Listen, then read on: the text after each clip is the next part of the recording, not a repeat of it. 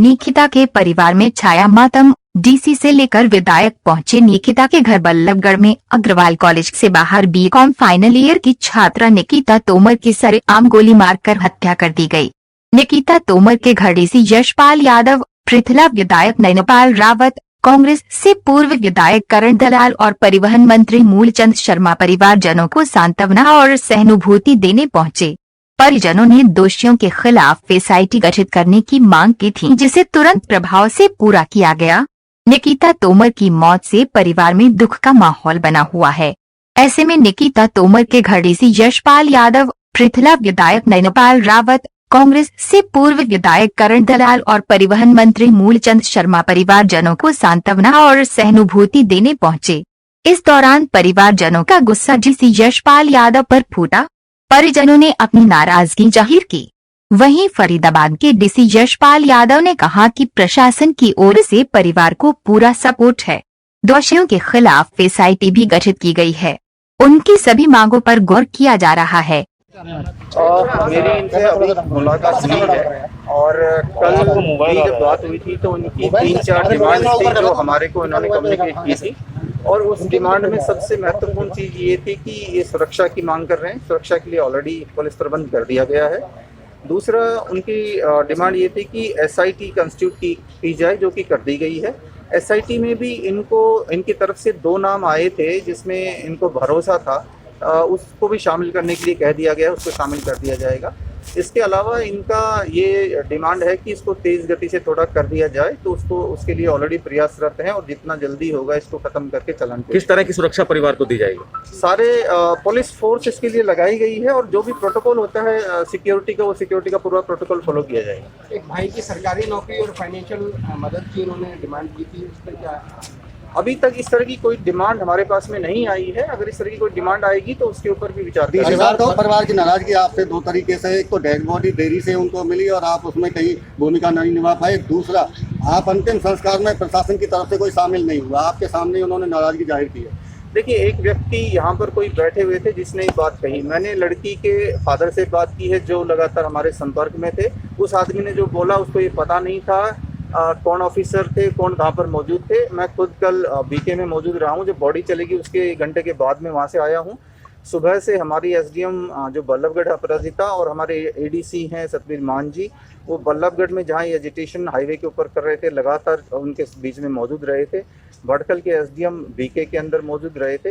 हम पिछले 3 दिन से, परसों से जब ये काम चल रहा है तब से हम लगातार इस काम के अलावा और कोई काम नहीं कर रहे हैं। फिलहाल आपकी तरफ से क्या आश्वासन दिया गया? और जो बॉडी की बात है, वहाँ पर बहुत सारी भीड़ इकट्ठी हो गई थी और स्थिति ऐसी नहीं थी कि इमीडिएटली उसको हैंड ओवर किया जाए। हमेशा ही लॉ एंड ऑर्डर की स्थिति को पहले हैंडल किया जाता है। उन लोगों को जो एजिटेट कर रहे थे उनसे बात की गई, उनको समझाया गया।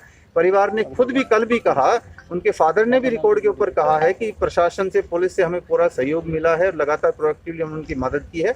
अभी भी मेरी काफ़ी देर तक उनके बच्चे के फादर से बात हुई है और उन्होंने इस बात पे आज भी ये संतुष्टि जाहिर की है कि लगातार हमारी मदद हुई है।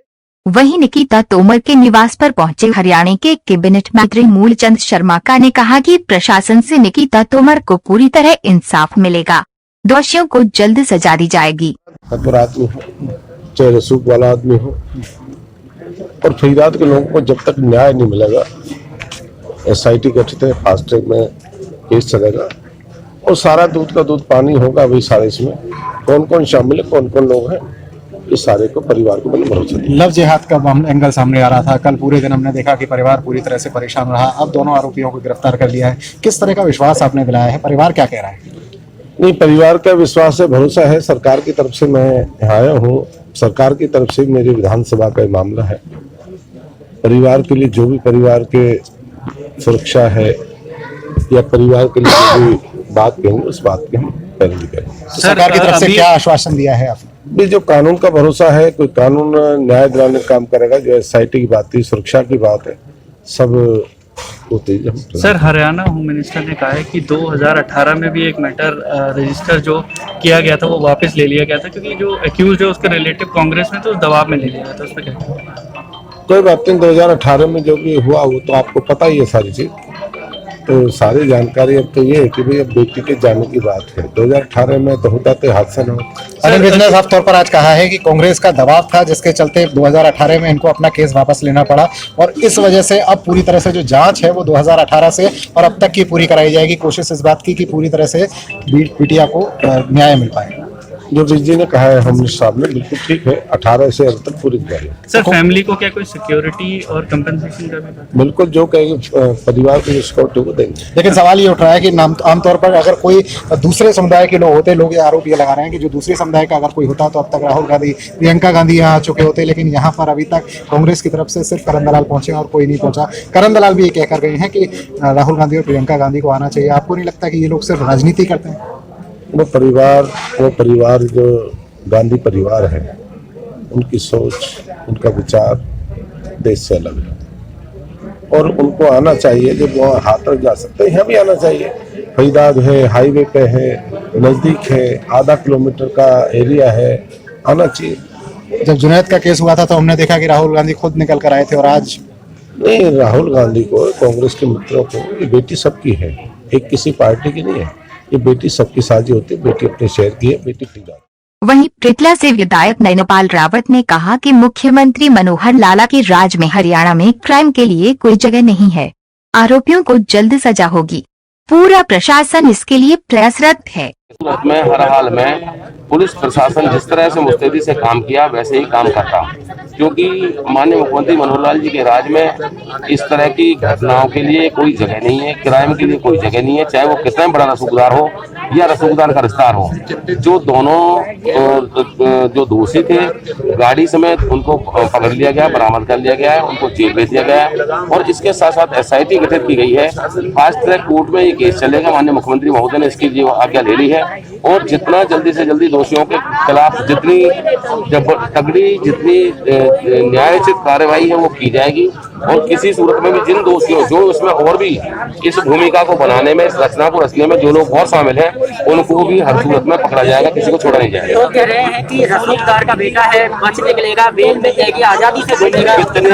कितने भी बड़े रसूखदार का बेटा हो, अगर रसूखदार का बेटा हुआ तो ये बेटी भी रसूखदार की है, क्योंकि कोई जंगल राज वाली सरकार नहीं है। ये सरकार निश्चित तौर पर किसी को भी बख्शने का काम नहीं करती।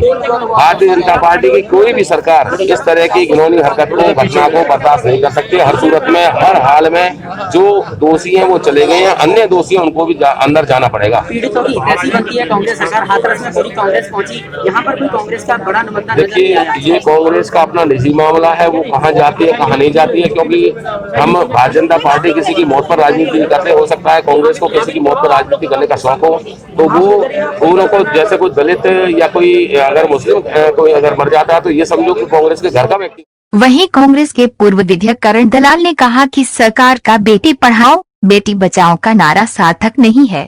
दिन दहाड़े बेटियों की यूं ही मौत एक बेहद शर्मनाक बात है। दोषियों के खिलाफ सख्त से सख्त कार्रवाई होनी चाहिए। देखिए, परिवार तो हम भी अपने आप को इस परिवार से अलग नहीं मानते, वो हमारी बेटी थी। लेकिन अफसोस इस बात का है कि आज जिन दो जिलों ने हरियाणा के अंदर भाजपा की इस कायर सरकार को कायम किया और जिनकी मेहरबानी की वजह से आज हरियाणा में सरकार बनी, आज उनके बच्चों के साथ इस तरह से दिन दहाड़े गोलियां मार करके हत्या की जा रही है। बेटी बचाओ बेटी पढ़ाओ के नारे कहीं कोई दिखाई नहीं देते हैं और हमारी ये मांग है कि कम से कम कोई सरकार का कोई जिम्मेवार आदमी आकर के परिवार से बात तो करे। उन्हें लाश लेने के लिए धरना देना पड़ा। आज कोई सरकार का आदमी आकर के इनसे ये तक नहीं कहने को आया है कि बताइए आपकी कोई आर्थिक मदद, वो लें ना लें वो बात की बात। सरकार की तरफ से तो कम से कम यहाँ कोई आकर के इनसे बात करे। कला साहब, राजनीति भी हो रही है इसमें। आप ये बताइए, जो मुख्य आरोपी है वो रसूखदार परिवार से है, कांग्रेस के विधायक के परिवार से है, इस पे क्या कहेंगे? इस पर हम ये कहेंगे, चाहे वो कांग्रेस का है या किसी भी परिवार का है, ऐसे लोगों के खिलाफ सख्त से सख्त कार्रवाई होनी चाहिए। लेकिन क्योंकि हरियाणा की सरकार बहुत कमजोर लोगों की सरकार है, ये धंधेबाज लोग हैं, ये केवल व्यवसाय और धंधा करने में लगे हुए हैं, इनके अंदर ये हिमाकत और हिम्मत नहीं कि ये गुंडागर्दी को रोक सकें, तो उनको भी शर्म आना चाहिए और यहाँ आकर के लोगों के साथ खड़े हों, लोगों के दर्द में शामिल हों, उनके परिवारजनों को सांत्वना दें, उनको आर्थिक मदद की जरूरत है उसकी बात करें। और इस इलाके के जो पुलिस अधिकारी थे उनके खिलाफ मुकदमा दर्ज करें। इस जिला के जो पुलिस कमिश्नर है उसके खिलाफ मुकदमा दर्ज करें। ऐसे हिमाकत हुई कैसे, जब अभी हाथरस में हुआ है और देश के अंदर इस तरह से बहन बेटियों के साथ जुल्म ज्यादतियां हो रही हैं, तो ये सरकार सोई हुई थी। पुलिस कमिश्नर के खिलाफ मामला दर्ज करने की बात क्या वजह आप मानते हैं? क्योंकि पुलिस कमिश्नर जिम्मेवार है, यहाँ कमिश्नर उसका व्यवस्था था, तो उसके खिलाफ कार्रवाई नहीं करोगे तो आप किसके खिलाफ कार्रवाई करोगे? क्या चाहते हैं, मामला दर्ज किया जाए? बिल्कुल इनके खिलाफ मामला दर्ज किया जाना चाहिए, जिससे आने वाले अधिकारियों को आंख हो और इन गुंडों को के खिलाफ पुलिस के अंदर कोई हिमाकत बने। आज अनिल विज ये कह रहे हैं कि 2018 में कांग्रेस के दबाव के चलते लड़की के परिवार को वापसी करना पड़ा था, अपना मामला जो दर्ज कराया था वो अगर कांग्रेस ने गलत किया होगा तो आज कांग्रेस कहाँ है? हरियाणा में कांग्रेस घर बैठी है, कांग्रेस ने जो किया वो भुगत रहे हैं। वहीं हिंदू परिषद के कार्यकर्ताओं का कहना है कि ऐसे दोषियों के लिए सरकार को कड़े कानूनी जांच करने होंगे, नहीं तो अपराध इसी तरह अपने पैर पसारता रहेगा।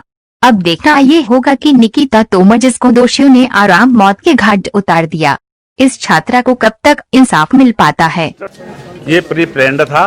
2018 में भी इन लोगों ने जो इनकी प्रवृत्ति है कि माफी मांग के निकल जाना, इसी प्रकार उन लोगों ने अपनी पगड़ी इस परिवार के पैरों में रख दी और माफी मांग ली, तो उन्होंने उसको फिर माफ कर दिया। लेकिन उसने अपनी जो उनकी, क्योंकि प्री प्लान्ड है, 4-5 केस आज भी रजिस्टर्ड हैं बल्लभगढ़ के अंदर इसी लव जिहाद के। ये जो सुनियोजित तरीके से हो रहा, पूरे देश में हो रहा है। लेकिन बल्लभगढ़ में गोली इस तरह से मार देना ये पहली घटना है और बहुत दुखद घटना है। इसमें हमारा विश्व हिंदू परिषद, बजरंग दल बहुत ही गुस्से में भी है और उन्होंने ये प्रण भी लिया है, इस परिवार के पास कोई आएगा तो यहाँ हमारे 10-20 कार्यकर्ता हर समय बैठे रहते हैं। साहिल जी हमारे पूर्ण कार्यकर्ता है, वो हमेशा ही बैठे रहते हैं। हम इसको दबने नहीं देंगे, इस केस को पूरा न्याय मिलना चाहिए, इनको फांसी की सजा होनी चाहिए।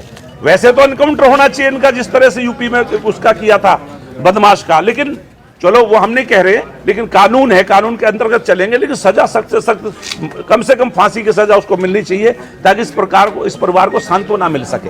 ये इनके जब जिहाद का पूरे देश में चला रखा है इन लोगों ने।